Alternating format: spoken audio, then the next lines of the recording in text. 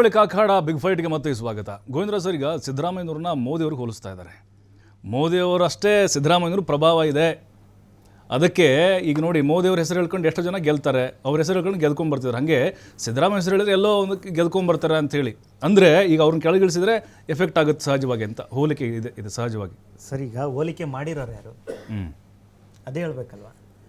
ಹೋಲಿಕೆ ಅನ್ನೋ ಪದ ಇದೆಯಲ್ಲ, ಯಾರು ಎಲ್ಲಿ ಬೇಕಾದ್ರೂ ಟ್ಯಾಗ್ ಮಾಡ್ದಂಗೆ ಆಗೋದಿಲ್ಲ.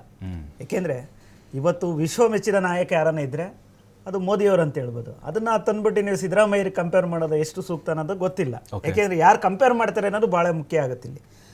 ಆದರೆ ದಿನ ಬೆಳಗಾದರೆ ಇವತ್ತು ಎಲ್ಲ ಒಂದು ಕಡೆ ಸಖತ್ತು, ಎಲ್ಲ ಒಂದು ಕಡೆ ಈ ಒಂದು ಮ್ಯೂಸಿಕಲ್ ಚೇರ್ ಗೊಂದಲದಲ್ಲಿ ಸಿಗಾಕೊಂಡಿರ್ತಕ್ಕಂಥ ಶಿವಕುಮಾರ್ ಅವ್ರಿಗೆ ಅವಾಗ ಈಗ ಕಳೆದ 10ನೇ ತಾರೀಕು ಡೆಲ್ಲಿಗೆ ಹೋದರು.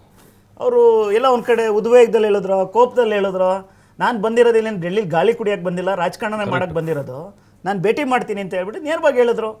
ಯಾರ್ಯಾರು ಎಲ್ಲ ಒಂದು ಕಡೆ ಹೋದರೆ ಹೈಕಮಾಂಡ್ ಇಲ್ಲಿವರೆಗೂ ಸಿಕ್ಕಿರಲಿಲ್ಲ, ಅದೇ ರೀತಿ ಎಲ್ಲ ಒಂದು ಕಡೆ ಅಲ್ಲಿ ಸಿಕ್ಕಲಿಲ್ಲ ಅಂದರೆ ಇವಾಗ ನೋಡಿದ್ದೀವಿ. ಯಾಕೆಂದರೆ ಹಿಂದೆ ಎಲ್ಲ ಏರ್ಪೋರ್ಟಲ್ಲಿ ಹೋಗ್ಬಿಟ್ಟು ಚೀಟಿ ಬರೆದು ಕಳಿಸ್ರೆ CM ಕುರ್ಚಿ ಬದಲಾವಣೆ ಆಗ್ತಾಯಿತ್ತು. ಇವತ್ತು ಏರ್ಪೋರ್ಟಿಗೆ ಕರೆದಿ ರೋಡಲ್ಲಿ ನಿಂತ್ಕೊಂಡೆ CM ಕುರ್ಚಿ ವಿಚಾರ ಚರ್ಚೆ ಮಾಡೋ ಪರಿಸ್ಥಿತಿಗೆ ರಾಹುಲ್ ಗಾಂಧಿ ಬಂದಿದ್ದಾರೆ.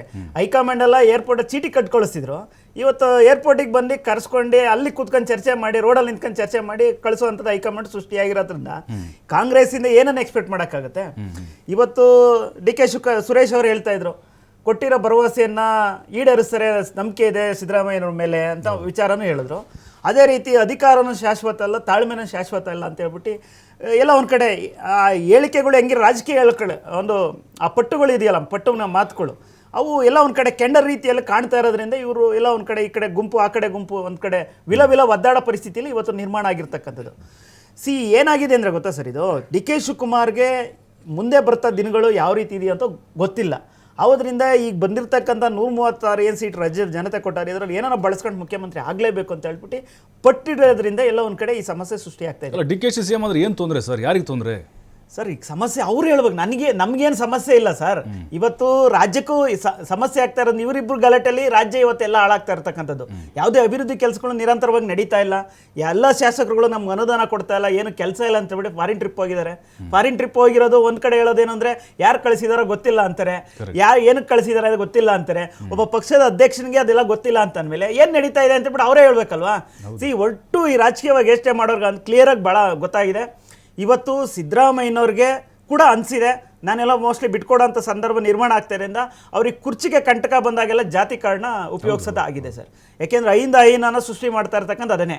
ಅಹಿಂದ ನಾಯಕರಿಗೆ ಇಲ್ಲಿವರೆಗೂ ಜನತೆಗೋಸ್ಕರ ಏನೋ ತೀರ್ಮಾನ ತಗೊಂಡು ಒಳ್ಳೆ ಕೆಲಸ ಏನು ಮಾಡಲಿಲ್ಲ. ದಲಿತರ ಅಭಿವೃದ್ಧಿಗಿಟ್ಟಿಂತ SC TSP ಹಣವನ್ನು ಅವರು ಬೇಕಾರಿ ಬಿಟ್ಟು ಬೆಳೆಸ್ಕೊಂಡ್ಬಿಟ್ರು. ಸುಮಾರು 30,000 ಕೋಟಿ ಸರ್.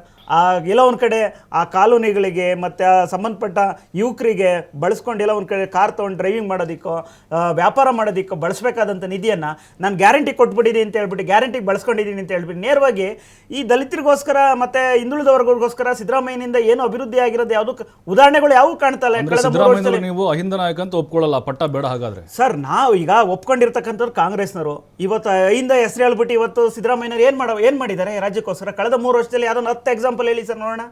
ಇವತ್ತು ಇರೋಂಥ ಹಣವನ್ನೇ ಕಿತ್ಕೊಂಡ್ಬಿಟ್ಟು ಅವ್ರಿಗೆ ಅನ್ಯಾಯ ಮಾಡಿರ್ತಕ್ಕಂಥ ಸರ್.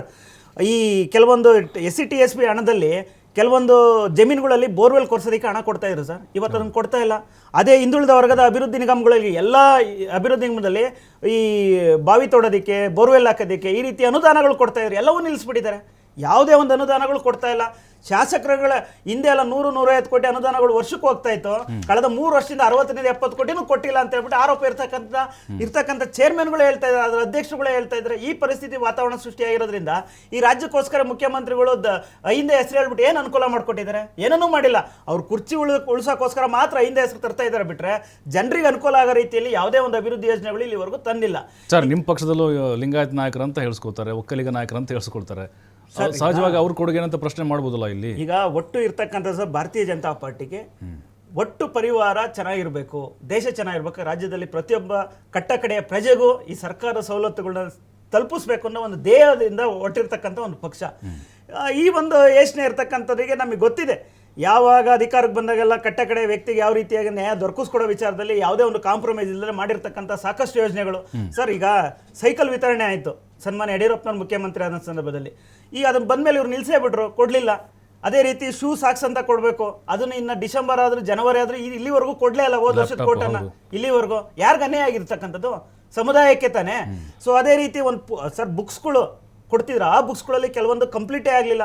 6-7 ಸಬ್ಜೆಕ್ಟ್ ಇರೋದ್ರಲ್ಲಿ 2-3 ಕೊಟ್ಬಿಟ್ಟು ಸುಮ್ಮನೆ ಆಗ್ಬಿಟ್ರು. ಈ ರೀತಿ ಇರ್ತಕ್ಕಂಥದ್ದು. ಆಮೇಲೆ ಎಲ್ಲೋ ಒಂದ್ ಕಡೆ ಶಾಲಾ ಮಕ್ಕಳಿಗೆ ಬಸ್ ಪಾಸ್ ಫ್ರೀನೋ ಇನ್ನೊಂದು ಮಾಡ್ಕೊಟ್ಟಿದ್ರೆ ಅನುಕೂಲ ಇರ್ತಕ್ಕಂಥದ್ದು. ಗ್ಯಾರಂಟಿ ಹೆಸರು ಹೇಳ್ಬಿಟ್ಟು ಸರ್ ಬಸ್ನ ಟಿಕೆಟ್ ಬೆಲೆನೂ ಜಾಸ್ತಿ ಮಾಡ್ಬಿಟ್ಟಿದ್ರು.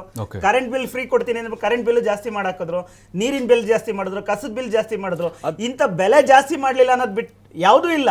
48 ಬೆಲೆಗಳನ್ನ ಆಲ್ಮೋಸ್ಟ್ ಎಲ್ಲವೂ ಕೂಡ ಜಾಸ್ತಿ ಮಾಡ್ಬಿಟ್ಟು ಎಲ್ಲ ಒಂದ್ ಕಡೆ ರಕ್ತ ಇರ್ದಂಗೆ ಇರ್ಕೊಂಡು ಇವತ್ತು ನಾನು ಫ್ರೀ ಕೊಟ್ಬಿಟ್ಟಿನಿ ಅಂತ ಹೇಳ್ಬಿಟ್ಟು ಎಲ್ಲ ಒಂದ್ ಕಡೆ ಇವ್ರದ್ದು ಒಂದ್ ರೀತಿಯಾಗಿ ಎಲ್ಲ ಒಂದ್ ಕಡೆ